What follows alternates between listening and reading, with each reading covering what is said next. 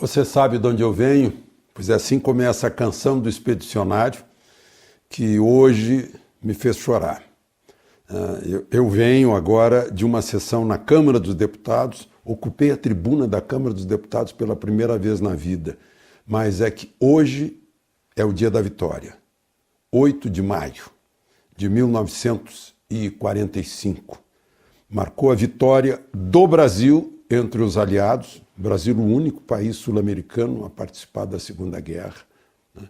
E teve tempos de glória com um contingente de 25 mil pessoas, 25 mil militares, ficaram lá, morreram 466, está no cemitério de Pistoia.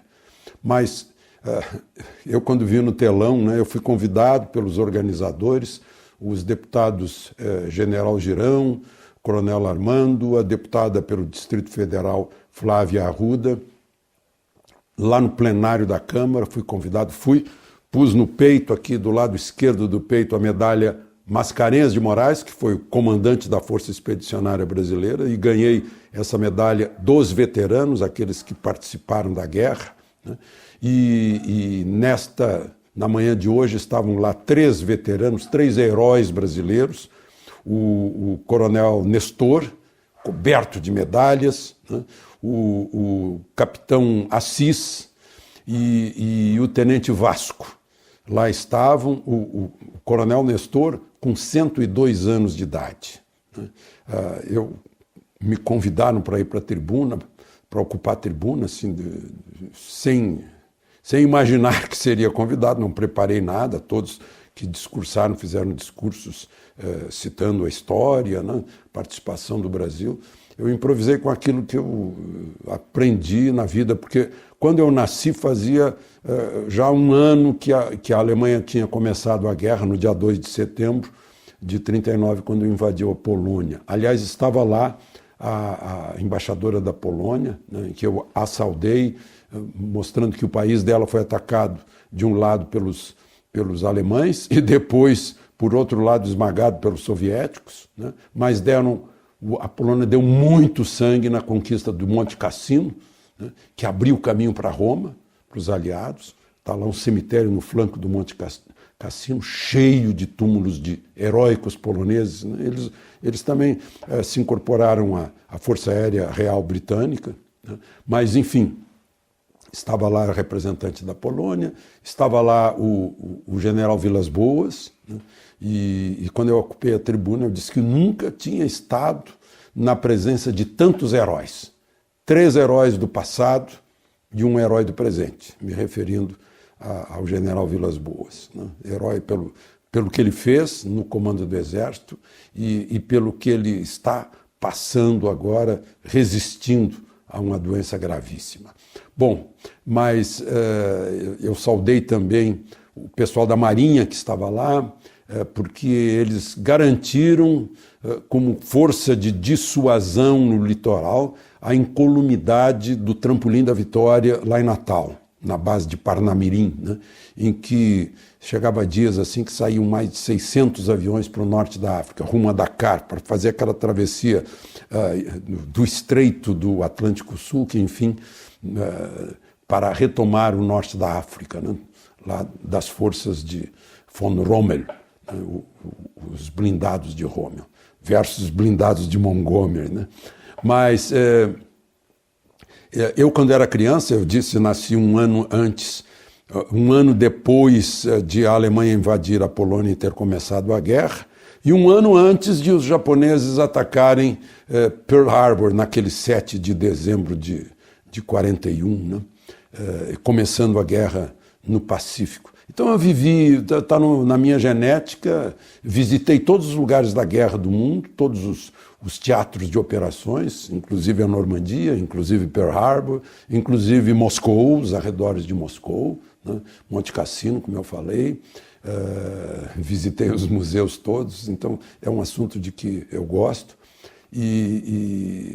Enfim, nessa minha fala eu saudei os marinheiros, como eu disse, porque evitaram qualquer plano alemão, um golpe de mão, a estratégia era anular o saliente nordestino da participação da invasão do norte da África, né? Isso seria óbvio.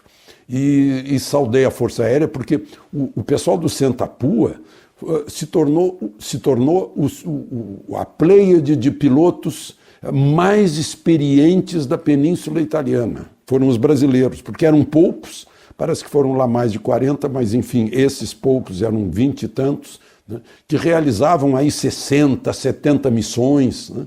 Eu estou lembrado do Fernando Pereirão Mochelin, que fez um livro contando essas histórias, um livro que eu encaminhei para o produtor do filme Senta-Pua e rendeu um filme premiado como documentário em Cannes. Né? O Fernando conta nesse livro, imagine essa história, do piloto brasileiro que pulou de paraquedas, caiu, quebrou a perna, foi feito prisioneiro, levado para um hospital de campanha alemão. Lá pelas tantas, as forças alemãs recuando e os partisãs italianos avançando, que fuzilavam imediatamente os alemães encontrados. O comandante do hospital alemão se apresentou ao prisioneiro ferido piloto brasileiro, eu não estou lembrado do nome agora, né, e entregou a ele a sua Luger, fez continência e disse: a partir de agora eu sou seu prisioneiro, o Brasil toma conta desse hospital. Sabe o que fez o brasileiro? Foi de muleta lá na porta, esperou os partisanos, arranjou uma verde e amarela, uma bandeira verde e amarela, pôs no mastro e disse: vocês não avançam aqui porque esse hospital já foi tomado pelo Brasil. E com isso ele salvou a vida dos alemães. Aliás, os pilotos brasileiros que estavam prisioneiros dos alemães voltaram muito bem alimentados, porque cada alemão dizia assim: olha, eu tenho um parente em Santa Catarina, eu tenho um parente no Rio Grande do Sul, eu tenho um parente no Espírito Santo, e tinha aquela ligação. Né? Foi diferente na linha gótica, né? Em que o exército enfrentou os alemães com brilhantismo. Né? O coronel Nestor contou que a batalha mais ferrenha foi a batalha urbana por Montese. Eu estive em Montese há exatamente 2 anos. Dia 8 de maio eu cheguei a Montese antes do almoço, entrei no hotel, pedi o almoço antes de ir para o quarto, e quando eu terminei o almoço, o hotel já estava cheio de habitantes de Montese, porque souberam que tinha lá um brasileiro. Vieram jornalistas, vieram pesquisadores, historiadores, todos agradecidos aos brasileiros, que enfrentaram uma batalha muito dura. O coronel Nestor, de 102 anos, teve lucidez suficiente para, no discurso dele, no plenário da Câmara, contar como foi. Né? Ele entrou como segundo sargento, comandando talvez um pelotão. Né? E o comandante daquela companhia, ele era do 11, lá de São José, é de uma cidade mineira, São João del Rei, né? E o 11, um batalhão do 11 tinha que tomar Montese. Ele foi morto, o tenente-comandante, e o segundo sargento, Nestor, foi promovido naquele momento pelo próprio general Mascarenhas de Moraes a segundo tenente. Né? E disse: muito bem, você é segundo tenente, agora vai para frente, vamos tomar Montese. Né? E eu, há 2 anos, eu vi os caminhos que Nestor percorreu, né? O segundo tenente Nestor. Vi provavelmente os orifícios dos tiros dos fuzis brasileiros, que ainda estão lá. Tem lá num bebedouro público de ferro fundido, todo furado. Né? Eu comparei as fotos, as árvores são as mesmas, as casas são as mesmas. Andei pelas casamatas dos alemães nas proximidades, estavam muito bem de linha defensiva. Fui até o alto da montanha onde estava o PC, o posto de comando do general Mascarenhas de Moraes, né? Que dá uma vista perfeita do teatro de operações. Enfim, nós tomamos Montese na mais sangrenta batalha urbana da linha gótica. né? E acabou que recebemos a rendição de uma divisão inteira alemã, chefiada pelo general Pico, né? Depois eu fui prestar continência nos túmulos ali das proximidades dos brasileiros, do aspirante Gado, se não me engano, do sargento Wolff, né? E os italianos mantêm esse registro todo. Tem vários museus lá com a bandeira brasileira na fachada, mostrando o uniforme dos brasileiros, né? As crianças de lá cantam a canção do expedicionário, que me fez emocionar hoje de manhã lá na Câmara dos Deputados. Por isso eu estou contando aqui, para que as crianças brasileiras aprendam também sobre os nossos heróis, né? Eu fui ao cemitério de Pistoia, depois de percorrer a saga dos brasileiros, e encontrei o cemitério cheio de jovens italianos, prestando honra aos brasileiros. Tem lá um corpo, os outros vieram para o monumento aos mortos da Segunda Guerra, lá na praia, lá no Flamengo, né?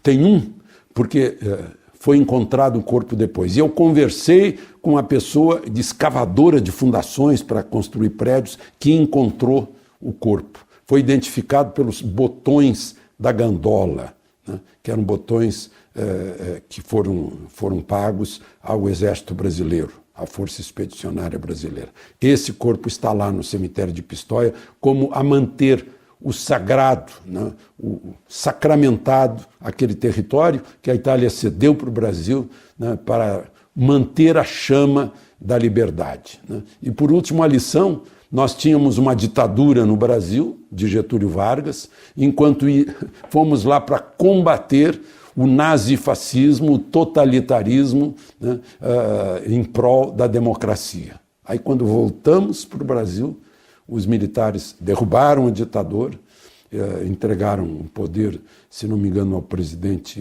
do Supremo, né? Porque o legislativo estava fechado pela ditadura. Eu acho que foi, não sei se foi José Linhares, parece que sim, cearense. E eu estou com a memória, não fiz nenhuma pesquisa. O meu cérebro não está acostumado com o Google, não. Mas, enfim, e convocamos eleições, né? Em seguida, começamos aí um período democrático.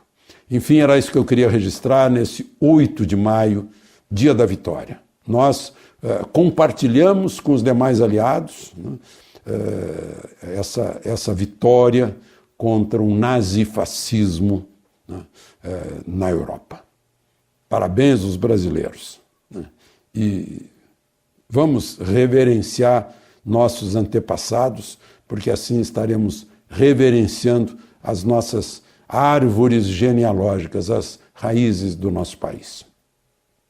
De Brasília, Alexandre Garcia.